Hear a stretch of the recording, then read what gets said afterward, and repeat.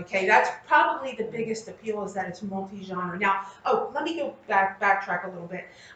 This class, what I'm hoping to do with this class is because we have people from all different levels of interest in Outlander. You have some that are like just one and done, watch the show once and then never look at it again. There's some that will watch it a million times, and then there's some that have read the books a bunch or just read it once. So um, there may be things that feel repetitive to some people, and some things that I had to kind of make it where there was something for everyone. So if it does seem like something you've seen, just roll with it. There'll be something in there that you might find interesting along the way. So I tried to cater it to everyone in there, so put something for everyone in there.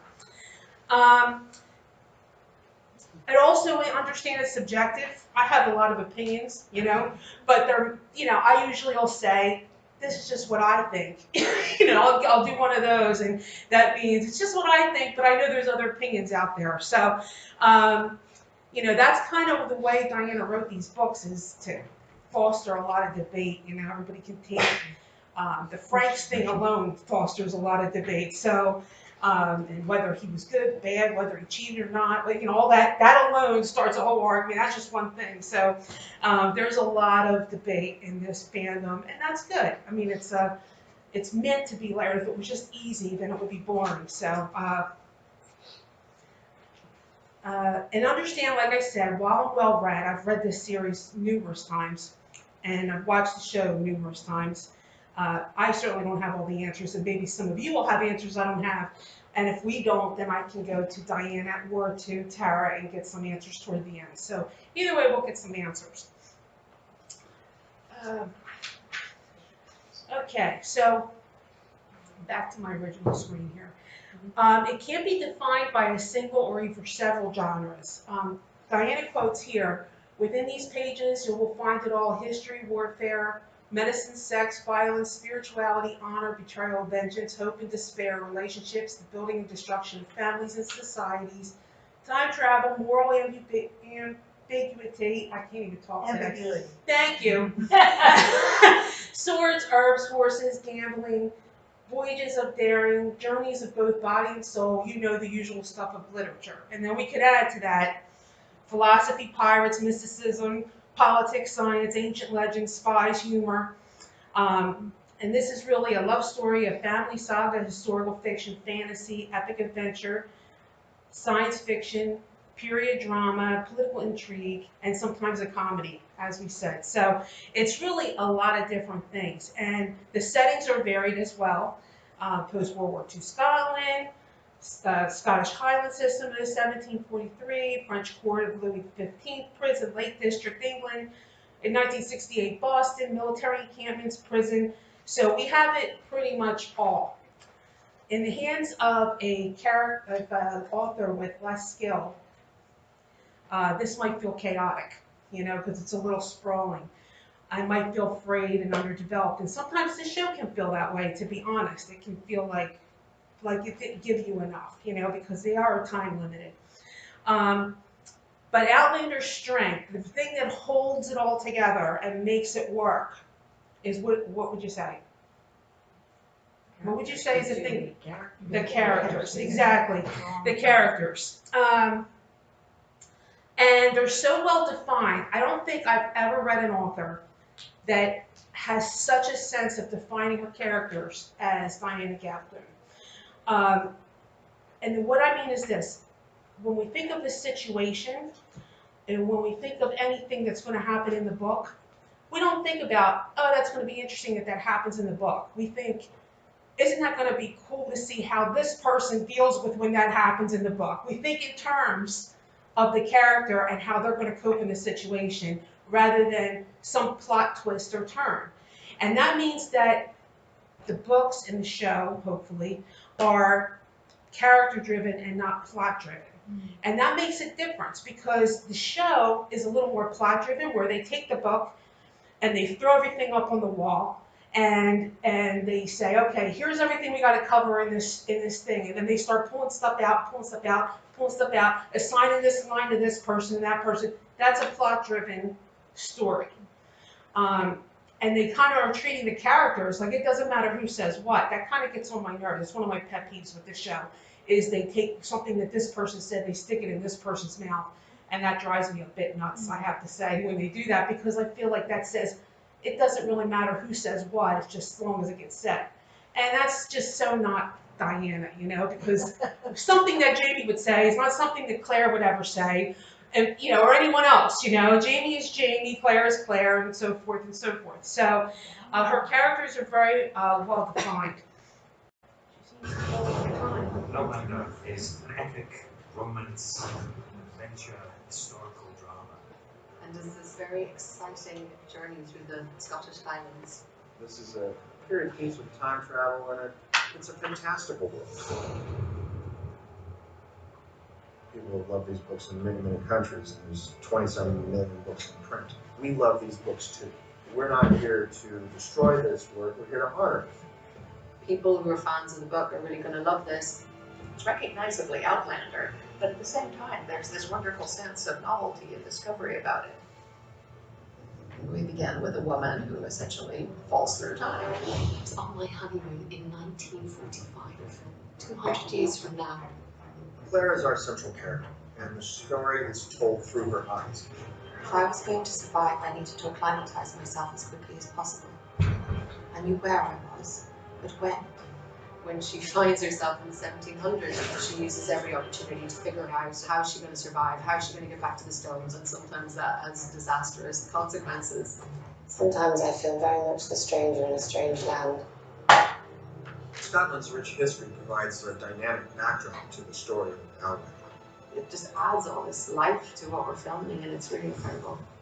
This country has a particular quality to it. The light has a particular quality to the grass, the trees, the landscape itself, the character in the show. I've been on some locations here, and you look out at the set, the horses and the carts and everything. Yeah, I am in 18th century Scotland.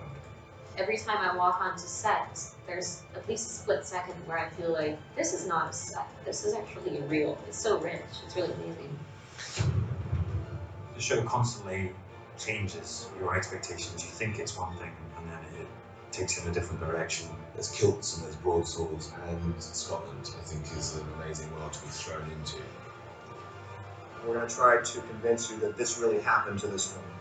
That here's a character that you should care about, and follow her as she goes on this extraordinary adventure. For a woman, you do ask a fair amount of questions. So I've been told. All right, so it starts with the characters, as we said. We're going to get into the characters a bit more in each season. But for now, I just wanted to say that it's really important. This is probably my favorite aspect of the book, is the characters. The thing I preach about all through the season when it airs. You'll hear that'll be my complaint. Oh, they're slow with the characters. So, you know, we need to, you know, read the books if you can, if you get a chance. If you haven't read the books, give them a chance, because, and if you're one person that doesn't like to read big books, do Audible books. They're great, right? Yeah. I have an Audible book person here. I turn on to the Audible book. So, I think what happened is too, next week we're going to be talking about season 1.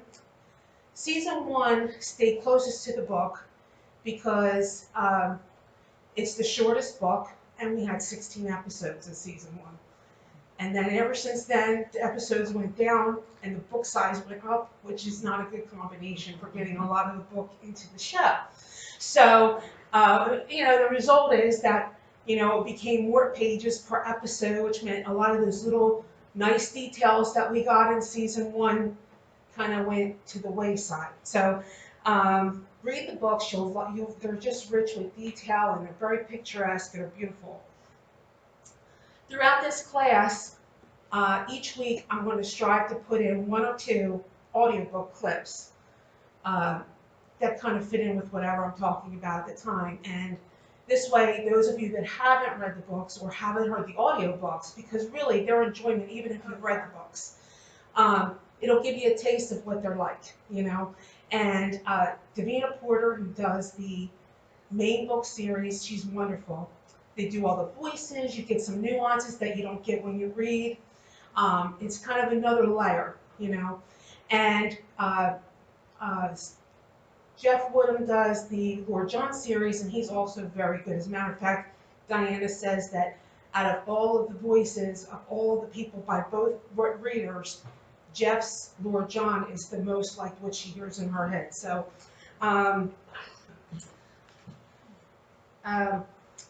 let's see.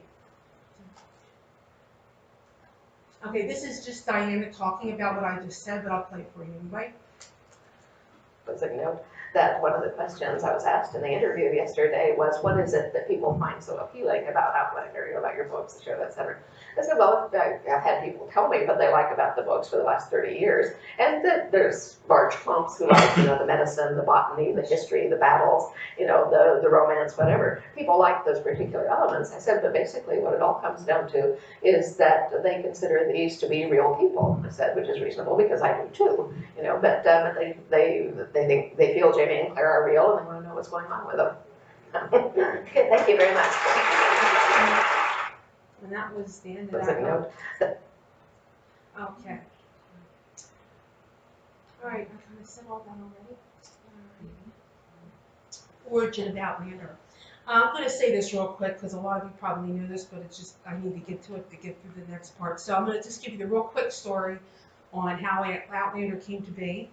Diana knew she wanted to be a writer from the age of 8 years old, and but she didn't think there would be money in the profession, right? 30 million books later, but she didn't think there would be money in the profession, so she went into science instead, and turned out that the writing was much more lucrative than the science for her.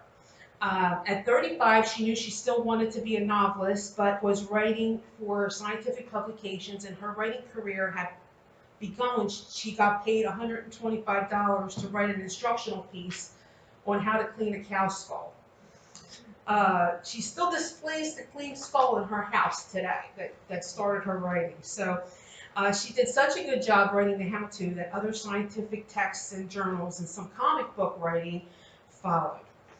In March 1988, Diana decided at 36 that she wanted to be a novelist. She better start because Mozart had died by then. She decided, and she better write a novel if she's going to do it. She wrote this one for practice because she figured out she wanted to write crime novels. She said, you know, let me do something else for practice just to kind of see if I can even do this. And so she decided to go with historical fiction because she was good at research, and she figured she could easily research history. And she could, you know, pull, if she got stuck for plot, she could pull from the plot of history, something that already happened. So while casting about for a place and a time to set her story, she happened to see an old Doctor Who rerun. And one of the Doctor's companions was a 17-year-old Scot in a kilt from the 18th century. And he provided the initial inspiration for a character. She thought he looked pretty good. So she decided, I don't know anything about Scotland. I don't know anything about the 18th century in Scotland, but I like the way this guy looks. I'm going to use this. So she picked a guy. She named him Jamie after this guy. Didn't name him McCrimmon. Didn't make him anything like this guy, but just kind of used it as a little germ of an idea. And she started writing. It was just Jamie Blank. And she continued to write, and then the time travel came in because Claire, she wanted to create a female to work against these, you know, 18th century Highlanders. She wanted conflict, and she went and looked in history and saw that they were in a lot of conflict with English people. So she wanted a woman, she wanted an English person, so she stuck her in there, and she started talking like not like an 18th century person, and she couldn't get her to talk like an 18th century person. So she's like, all right, talk how you want, and I will figure out how you got here. And then this is how she writes. She just kind of, you know, all right, I'll just keep rolling with this. She doesn't write with an outline or anything like that. She just kind of rolls with her writing that way. So, so it just kind of evolved, and she thought it was for practice. I don't really have to, pressure myself about it. And so she just kind of evolved, and that's how time travel worked into the story. that went on for a while, and then she's a member of CompuServe, which is a literary forum online, and this was before online was what it is today, when that was like the only way you talk to people really online in 1988. And so they had little forums, and everybody had common interest, and you talked on the forum. So she was debating with, and they were all writers or aspiring writers or people that liked books. And so she was talking with one of the men there, and he was debating about how he was writing pregnancy. And, you know, he wasn't feeling like he was getting it right. And she said, well, you're not, you know. And in typical Diana form, she's like, no. And she started telling him, you know, what was missing. And she's like, you know, the problem is you don't have the parts to know what it feels like. So, you know, how can you write about it? She says, I recently wrote something in a piece I'm working on where it's in the 18th century, but a woman is telling her brother what it's like to be pregnant. You know, if you'd like, I'll show it to you. And so he goes, yes, well, you should have put it up in the files. Well, everybody that had been following their argument ran over to the files to look at what she posted. And it was that scene where Jenny is telling Jamie what it's like to be pregnant, and with that whole evocative way that she says it. And everybody just loved it, thought it was the greatest thing ever. Do you have more stuff, and can we read more? And she's like, okay, and she put more up. And the next thing you know, she got connected with a publisher. The publisher wanted 3 books, and she's like, yeah, there's more. And that's how it kind of got started, and then it just kind of took off from there, and here we are now. So we're very thankful for all of those things that fell into place to bring us to this world today. Our reflecting life, seeing Outlander through herself. We're on the correct thing here. Okay. Now, what I decided to do, I wanted to try to kill 2 birds with 1 stone, because there is a lot to cover. And so I wanted to talk about some of the ideas in general in Outlander, and I also wanted to talk to you a little bit about Diana.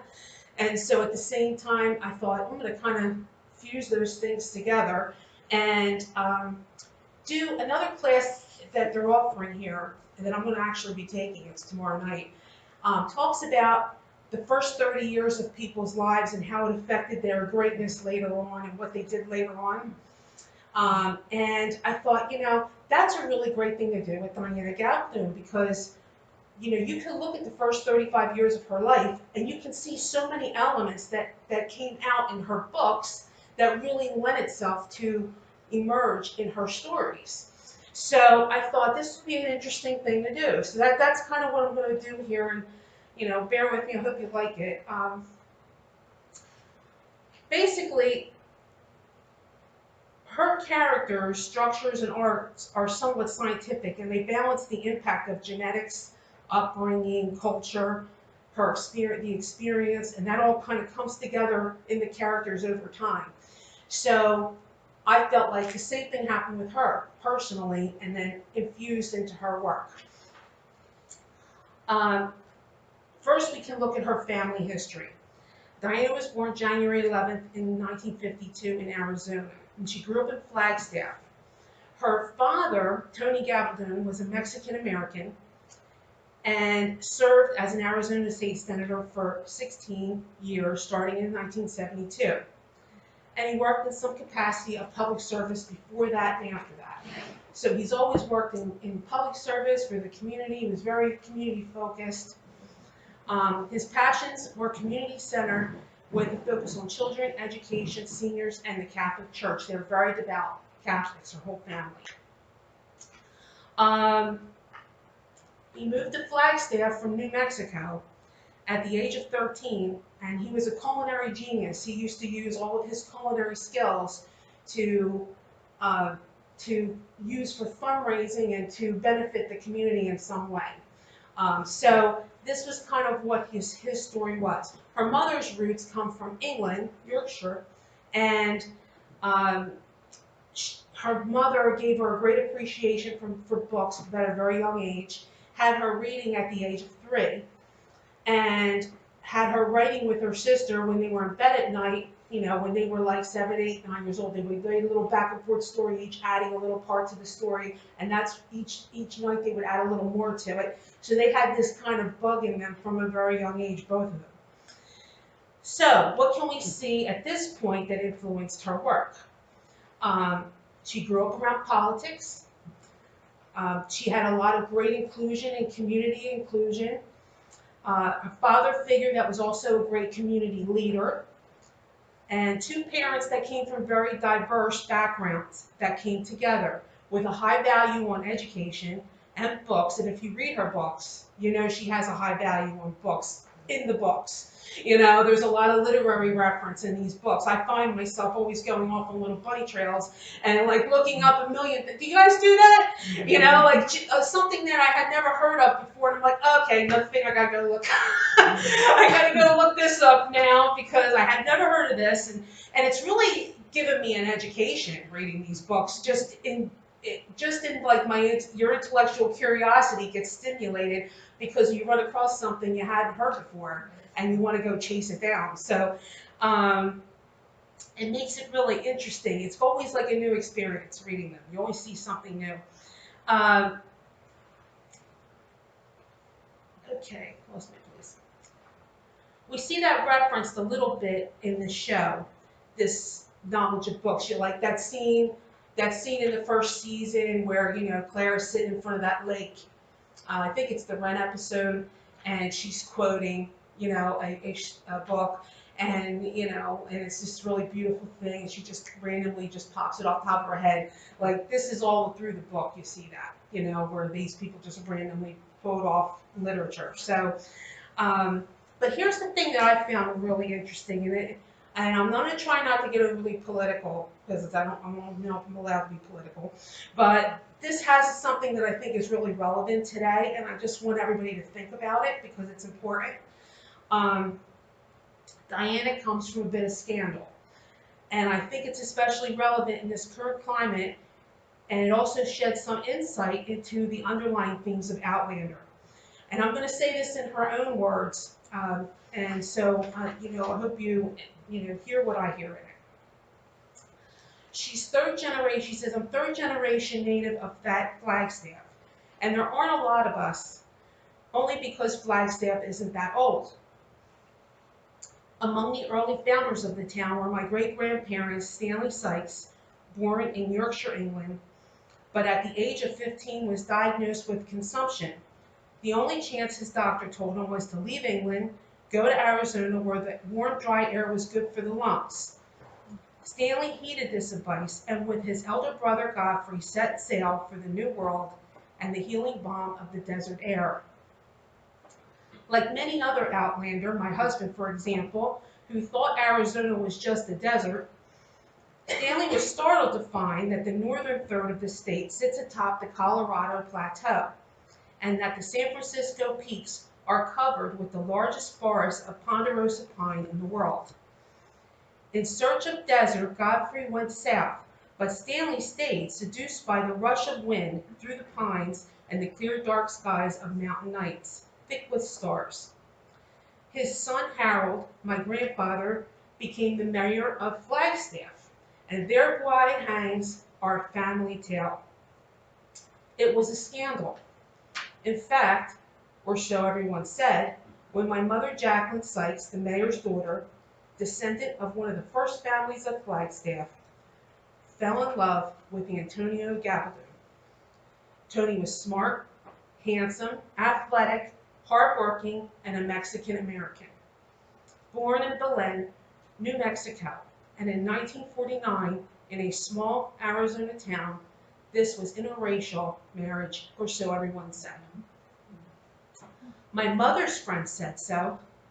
Mrs. X, her English teacher, said so, and told her firmly that she couldn't possibly marry a Mexican because her children would be idiots. The parish priest who refused to marry them said so. Such a marriage would never last. The interested parties who took out a public petition against the match said so. So it was a scandal. My mother's parents said so as well, and at last my mother was persuaded and reluctantly broke the engagement. My mother's parents sent her south to the University of Arizona in Tucson to leave the scandal behind and to forget. But she didn't forget. And 6 months later, on a dark December night, she called Tony and said, I still want you. If you still want me, come and get me. He drove down from the snow-covered mountains to the desert and brought her back the same night. They were married at 6:30 the next morning by a priest from another parish. It was a long and happy marriage, dissolved only by death. And 13 months after the wedding, I arrived. Third generation born on the mountain. We in the fourth generation live in Scottsdale now, but I still keep the family house in Flagstaff and escape there regularly to write. To me, the ideal weather for writing involves the gleaming portcullis of icicles to keep out all intruders, soft white drifts on the pines, and the sidewalk's muffled grind of cars in the distance, crushing cinders into the slippery packed snow as they labor uphill. Oh, and Mrs. X, you were wrong. Now I thought that was such a story. I don't want to cry. I hope I don't cry. That was such a story, and it really hits me in the core because when I think about it, her parents stayed and lived in Flagstaff, a city that started a petition against them, okay, against their marriage, and her father ended up the Arizona state senator living there. And Diana herself came into the world under a cloud of scorn and scandal and community derision. Her mother got pregnant a mere 4 months after this stunning turn in the community, and the mayor's daughter coming back married to the forbidden Mexican man. In an atmosphere where community leaders had taken petitions against her parents' marriage and derided her father's heritage, shunned by the parish, Diana was already labeled an idiot before she was ever conceived.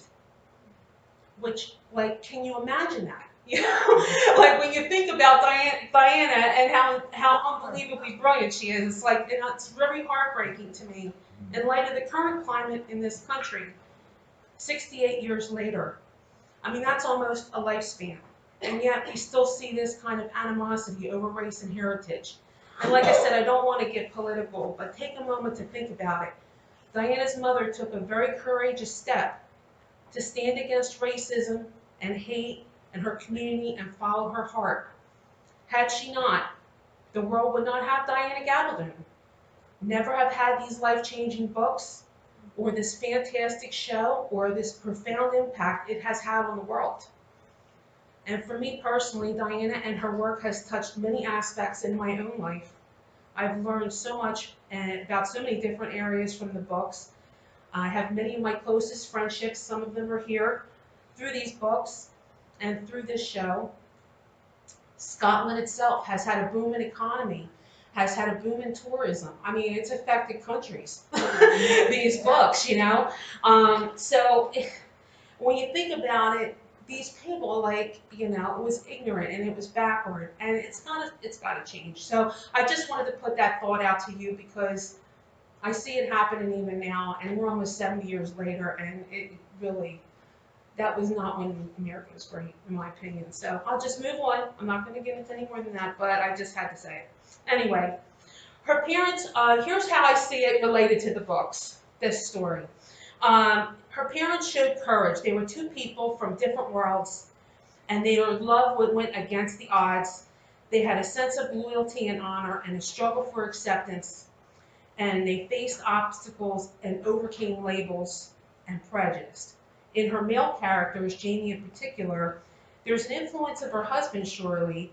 However, I also see shades of her father. He's a man of justice, of honor, courage. He was labeled and judged based on his nationality, which, you know, Jamie, you know, is called a barbarian and all these other things because of who he was. He was a Highlander. He's athletic, amiable, and has an ability to find common ground with the powerful as well as with the downtrodden.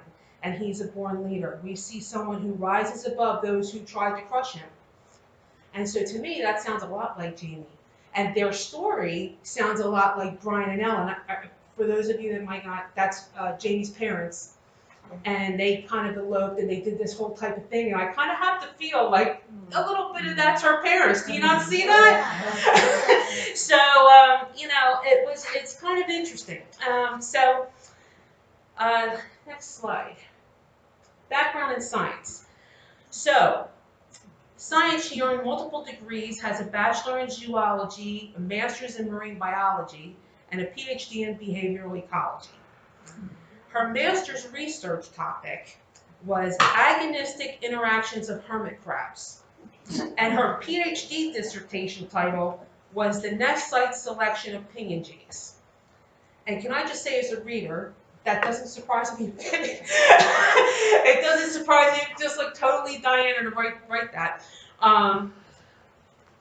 She also wrote software reviews and popular science articles, and she taught human anatomy and physiology to nursing students, and was a research professor with an expertise in computation for 12 years before she became an author. So this interesting resume tells us what about her writing? First, that Diana is highly intelligent, logical, and well-read. She's a scientist that specialized in animal behavior and ecology, which we see a lot of that in the books. We see a lot of stuff about plants, we see a lot of stuff about habitats, we see a lot of stuff about animals, and it's funny because even her pets, even the pets and the animals in the Outlander world are characters, you know, and she really like gets into their behaviors, and you know, you can see a lot of that influence coming from her background. But the funny thing is that I kind of got a laugh out of, hold on, kids. Praise God for coffee. The thing that I found really interesting about that was, think about what she wrote her two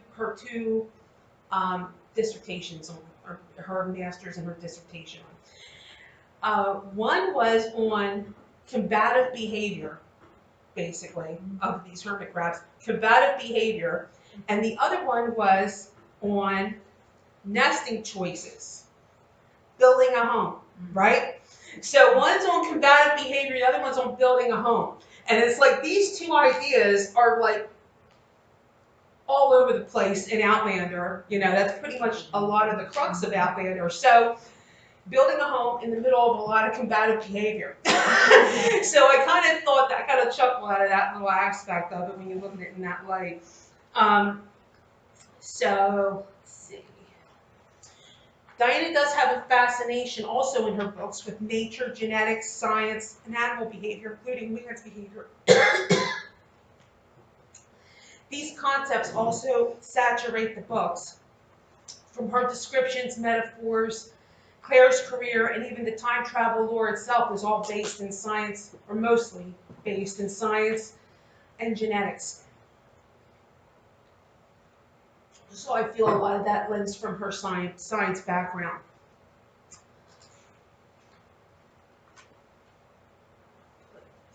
Here's a clip of Diana talking about how being an author relates to also being a scientist. Back in the day, I would tell very large crowds, maybe 400 or so, because human anatomy and physiology, one of my classes, was a very popular one. Everybody took it as a science elective, including the football team, because they thought it would be easy. I mean, how hard can it be? Count your fingers. But anyway, they would all show up in the morning. It was an early class, and they'd all sit in the front row, sound asleep, these large inanimate blobs of flesh. And I would be standing on a podium like this, and so I would step up and say, "This morning, gentlemen, we're going to discuss the history of contraception." And they would all start blinking. Say, "In days of old, when knights were bold, and condoms not invented, they wrapped old socks around their cocks and babies were prevented."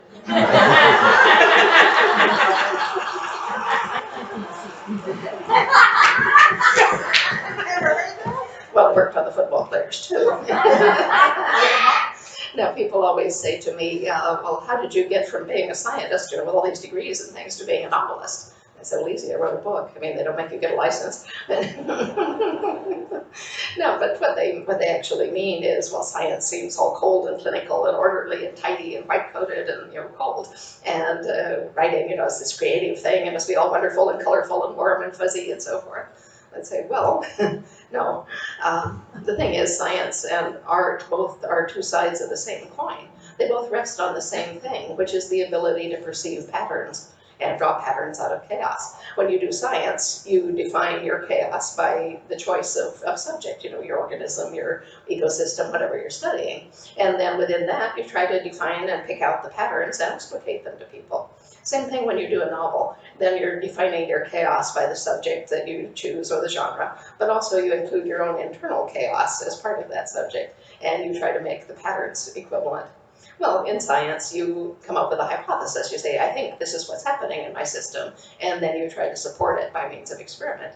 Well, your novel is your hypothesis, and your experiment is the audience. So you release it upon your audience, and you see whether they see the same patterns you do, which, you know, evidently you do, so thanks.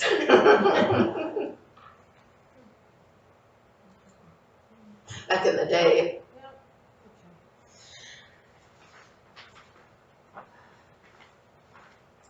All right, perspective is a huge theme in the Gabaldon world. I don't think I've ever seen an author that is so tuned into this component of writing.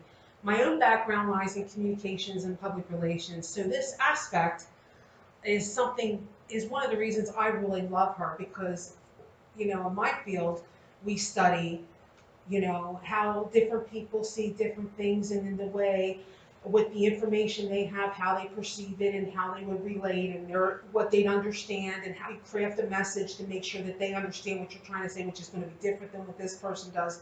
And so I take a lot of that into consideration, especially when I read her books. And it's really that way with her books. She has a very good sense of completely getting out of one character and into another character, and with everything they know, believe, feel, experienced, and seeing it from that perspective. And what that does, everything that the character thinks, sees, interprets is filtered through their own perceptions and emotions. Sometimes that means that what a character may think and understand may not be the factual objective truth. See Claire sometimes. Okay, sometimes she will be narrating along in the book, but what she's narrating isn't necessarily the truth, or isn't necessarily the complete truth, because she doesn't know only what she knows or what she thinks or believes in that situation. So you have to kind of take it with a grain of salt and understand that. She doesn't turn around and worry, oh, well, the reader's not going to understand this. She doesn't worry about that. She just gets in her character, says what she would say, and that's it. And you know, the cards fall as they will. So that's the way Diana writes, but it's very honest. It's very brutally honest. It also means that different characters may perceive the same character in different ways. And we see that a lot with Frank. We see a lot of differences in the way Frank sees Frank compared to how Bree sees Frank, compared to how Claire does, the way, you know, when Jamie thinks about Frank, what he thinks. They all have a different view of this man. And Frank himself is probably one of the most enigmatic characters, you know, really. You know, I'm dying to get the What Frank Knew book. That's on my list as soon as it comes out. Additionally, they all may differ from the character's own thoughts or perceptions. What everybody thinks about that character might be different than what they actually think, you know, or what they actually did. And thus we get the beautiful misunderstandings that happen in these books, and a big lot of that happening in Drums. You know, Drums was famous for the misunderstanding. Someone recently said to her that she must have been on her school debate team. They said, because you are so skillful at the ability to get inside of different perspectives and then jump from argument to argument. And she said, no, I wasn't a debater. I am, however, a scientist. And being able to see and describe different points of view, observations, interpretations, and hypotheses is kind of required in objectivity. And people who are not capable of objectivity are not good scientists, no matter how many degrees they have. So she can be brutally honest with the reactions and responses of each character and move with ease from one headspace to the other.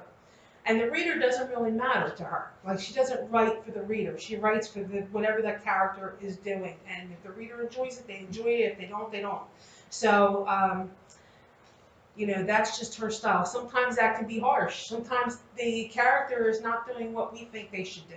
That does, you know, but it's her form of honesty. You know, so it's what, in that situation, under those circumstances, with everything that person's thinking, that's how they would act. And, you know, it may not be what we think is right or wrong, but it's what's truth for her. So, and I love that about her, because I mean, I like to read honesty, you know. She does this very poetically and scientifically as well, and she applies a lot of scientific formula to her writing. One thing that she applies that I think makes her writing special is what she calls the rule of three. Have you heard of that, the rule of three that she talks about? The rule of three is the way she considers how you make immersive writing. Now, we all know she does immersive writing, okay? Anybody that's read her books knows that. And how she does that is by stimulating 3 of your senses. It's like the difference between writing in 2D and 3D, okay? It's a difference between standard resolution and high res, or you know, and if you go to 4 senses, that's like IMAX theater, you know? What it is each time you stimulate a new sense, that's how your brain processes the information. It gives you another layer. So each time you have another sense of information, it processes that as a layer of information, and it gets you into that scene on that level. And then you have sight level, and then you have smell level. And each time it puts you further and deeper into the scene. And so it's a really great technique. And I did set up a sample, an audio sample for you on this. Now this audio sample is the bear fight. This bear fight was missing as it was in the book in the show. So I wanted to give this to you to give you kind of a little something you didn't get in the show anyway. The bear fight in the show was a fake bear, was a man bear, and it was after they were on Fraser's Ridge. This was when they were looking for Fraser's Ridge. They hadn't actually met any Indians yet, or Native Americans yet, but they were about to. And they were kind of scoping out, looking for a place that they were going to call their own. And so they were out and they were camping for the night, putting together their place for the night. And Claire was washing her hands, and he was getting fire together. And this is when this starts. Okay, so I'll let you hear this audio clip. The fire's well started now.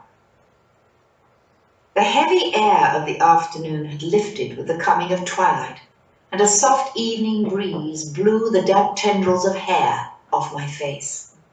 I sat with my face lifted, eyes closed, enjoying the coolness after the sweaty heat of the day. I could hear Jamie rustling around the fire and the quick, soft whoosh of his knife as he skinned green oak twigs for broiling the fish. I think it will maybe be all right. I thought so too. There was no telling what lay on the other side of life. But I had sat many times through an hour where time stops, empty of thought, soothed of soul, looking into what? Into something that had neither name nor face, but which seemed good to me, and full of peace. If death lay there. Jamie's hand touched my shoulder lightly in passing, and I smiled, not opening my eyes.